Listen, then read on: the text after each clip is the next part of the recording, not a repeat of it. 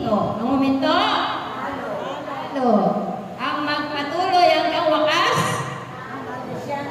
Siyang maliligtas. Amen? Praise the Lord! Now and forever, God is good. All the time, the will of the Father. Yes, I will. Set my spirit free. Yahweh El Shaddai. Palakpakan natin ang ating Panginoon. Praise the Lord. Hallelujah. Ngayon naman po ay dadako na tayo sa pangalawang aksa tungkol po sa Pentecostes sa ating panahon. Amen?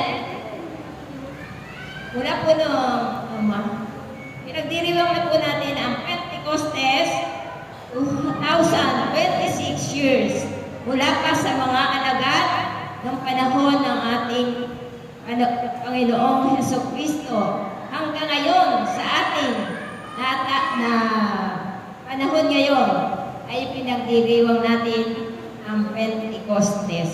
Kaya ang tema po ngayon ay ang Pentecostes sa bagong panahon. At muli po natin tatawagin ang ating, kung meron pong second disciple, siyempre meron first disciple. Yan po ay walang iba kundi ang ating, muli natin tatawagin ang ina sa bagong Jerusalem, Inang Jenny Alcobendas. Palakpakan natin ang ating Panginoon. Praise the Lord! Hallelujah! God is good all the time. Praise the Lord! Now and forever, the will of the Father. Yes, I will.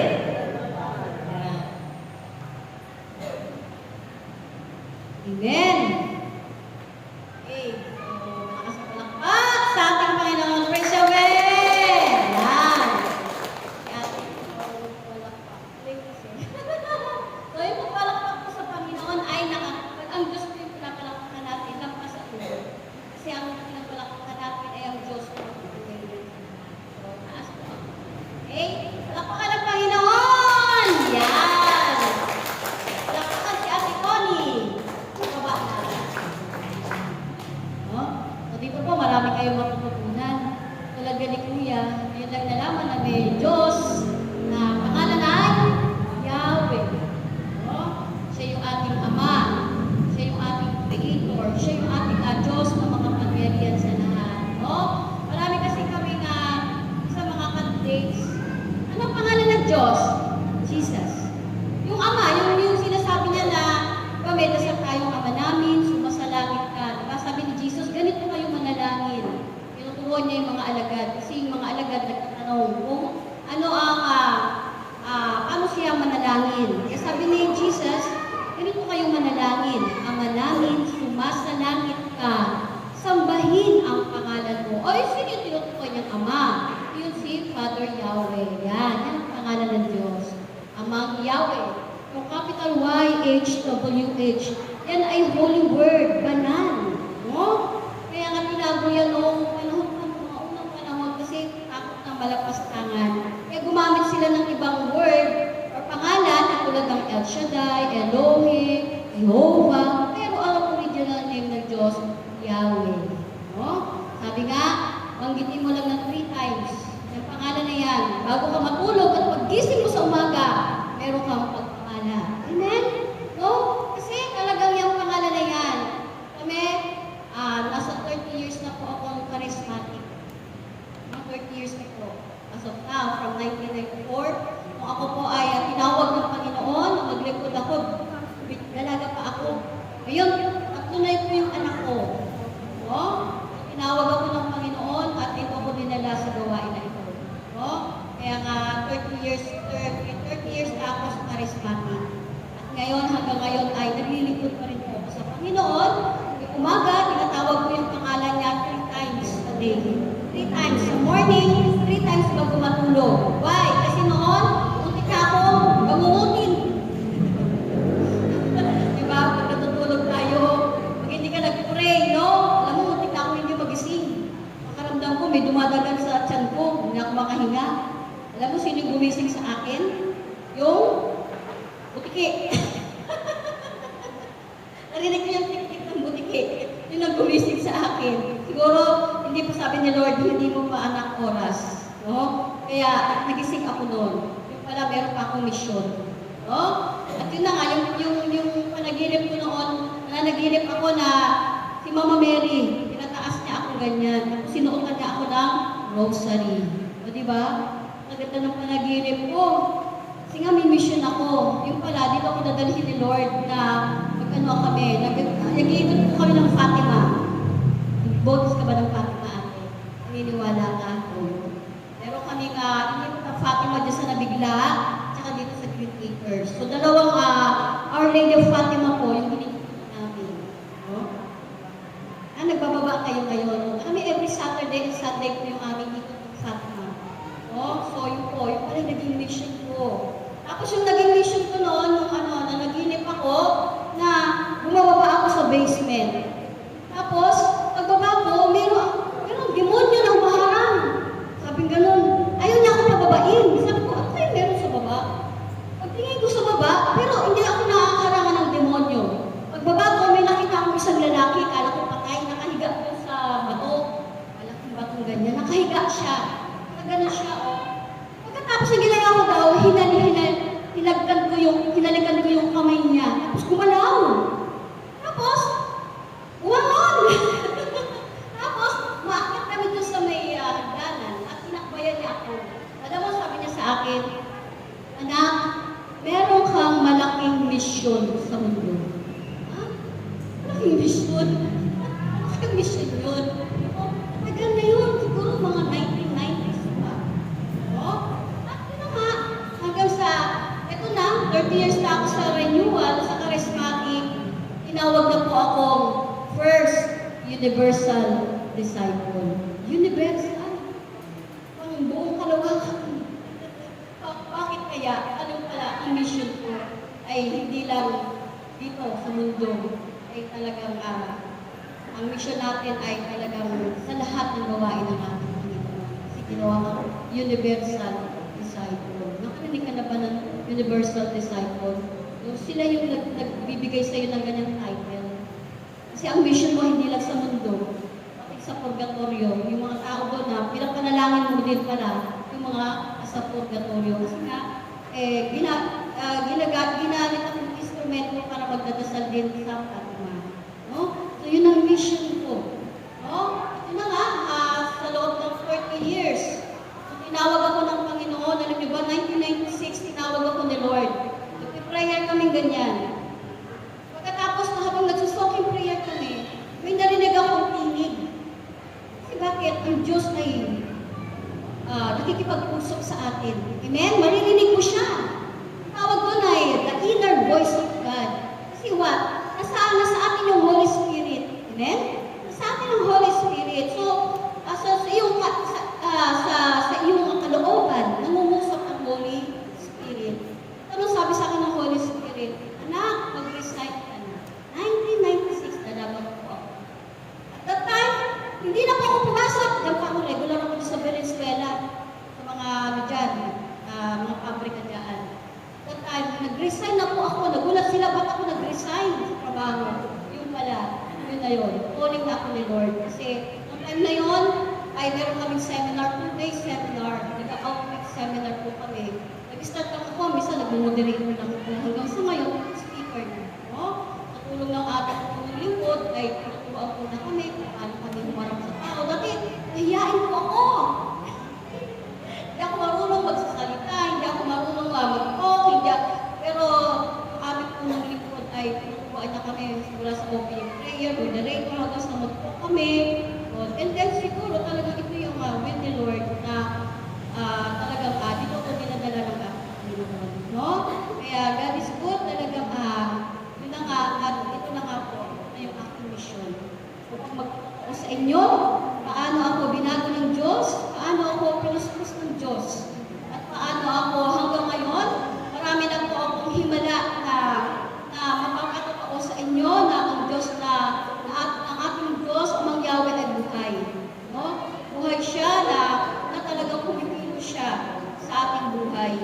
Yan po ba, lately lang, nauna na yung ko, no? Lately lang ay, yung asawa ko ay natake. Walang last May, April 29, hindi na po siya makahinga. No?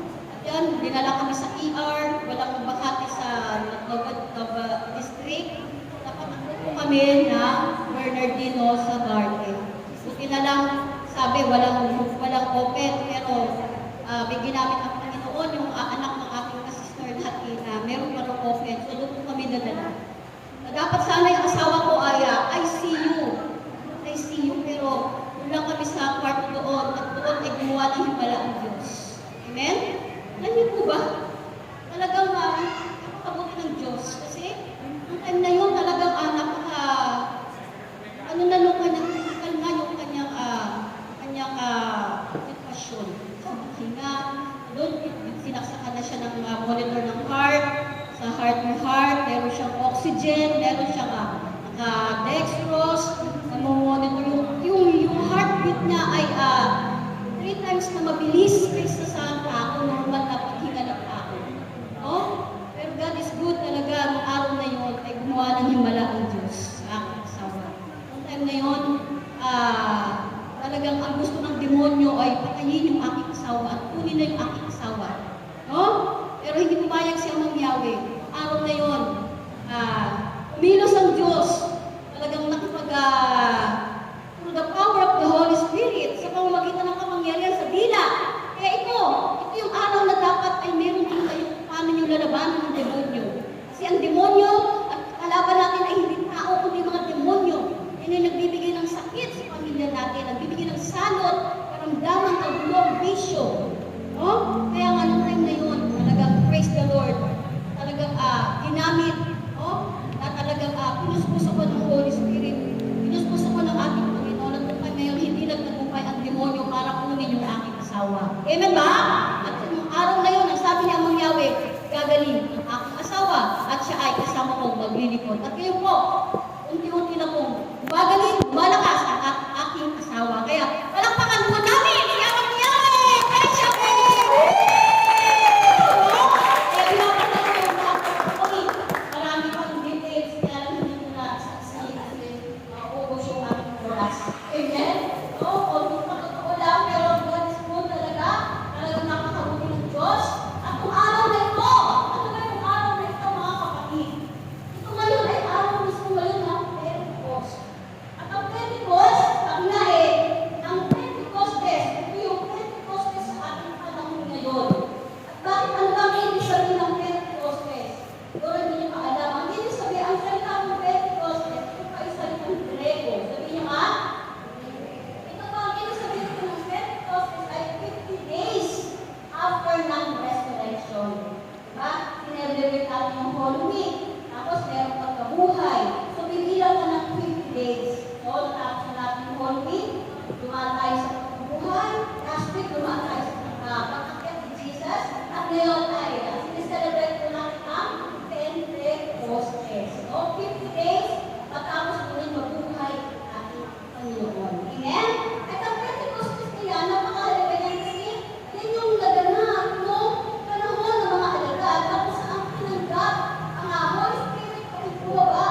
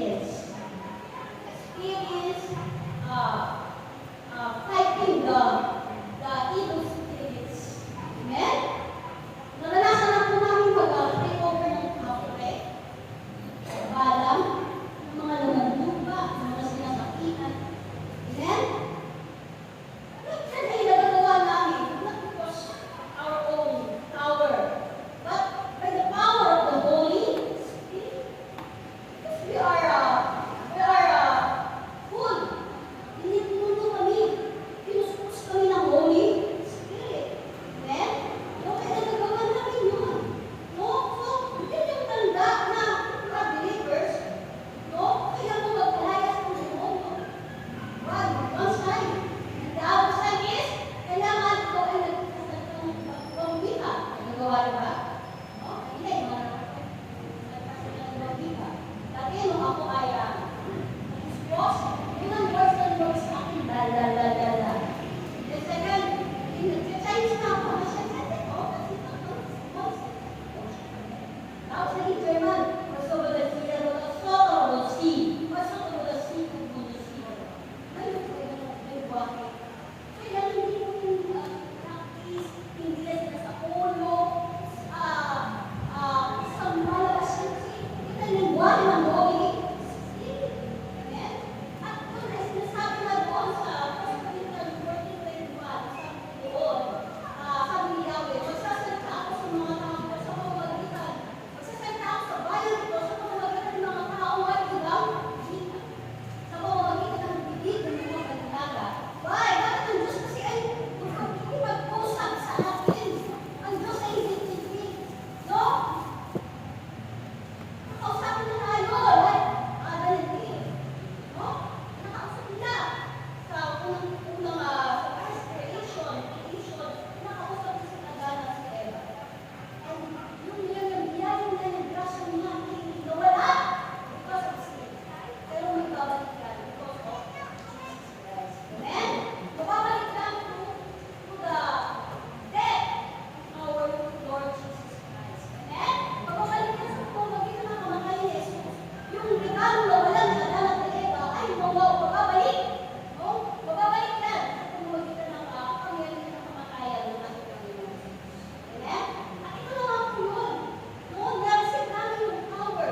Paano ka magpalayas ng demonyo, magsasalita ka ng ibang wika. Amen? At ang ibang wika niya, hindi kaya sa demonyo. Amen? Nakakapagaling ba yung demonyo? Hindi, diba? No? Only, pamilya ng Holy Spirit ang makakagawa niya. Amen? No? Kaya, napakahalaga ng Spirit na to. Si ate, parang nandito na,